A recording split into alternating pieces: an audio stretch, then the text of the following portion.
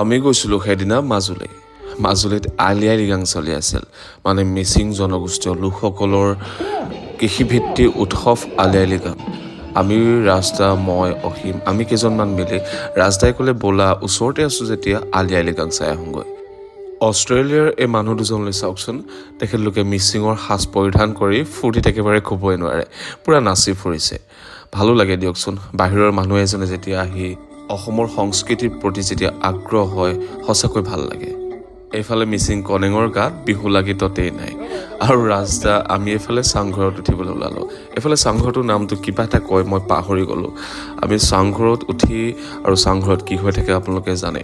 এই চাংঘৰত এইফালে এই জুইকুৰা যে গাহৰি পুৰি আছে দেখিছে, ডাঙৰ ডাঙৰকৈ গাহৰি পুৰিছে। আৰু গাহৰি পুৰাৰ লগতে এফালে ছায়া আপুং টুকি আছে। ছায়া আপুঙৰ লগতে সাজ ৰহি সকলো ইয়াতে গোটায়। আৰু গাঁৱৰ গোটেইখিনি মানুহে এই চাংঘৰটোতে ছায়া আপুং খায়, সাজ খায়, গাহৰি খায়, ফূৰ্তি কৰে।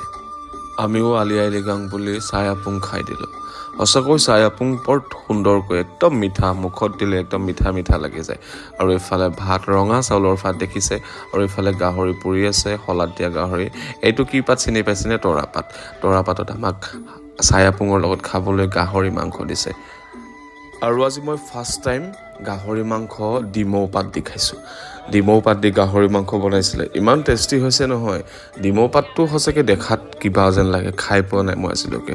ভাবিছিলোঁ নাই খাব নোৱাৰিম, কিন্তু সঁচাকৈ বৰ সুন্দৰকৈ বনাইছে। এইফালে দেখিছে, এইফালে ছায়া আপুং টুকি আছে।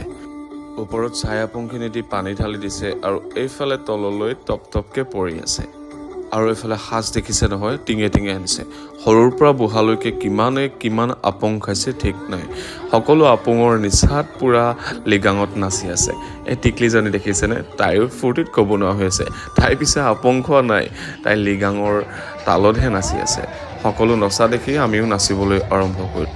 সঁচাকৈ বৰ ভাল লাগে। মিচিং জনগোষ্ঠীসকলে আগৰ পৰম্পৰা ৰক্ষা কৰি যি আলি আই লৃগাং পাতি আছে, সঁচাকৈ ক'বলগীয়া। ভিডিঅ'টো শেষলৈকে চাই থকাৰ বাবে অশেষ ধন্যবাদ। Bye bye.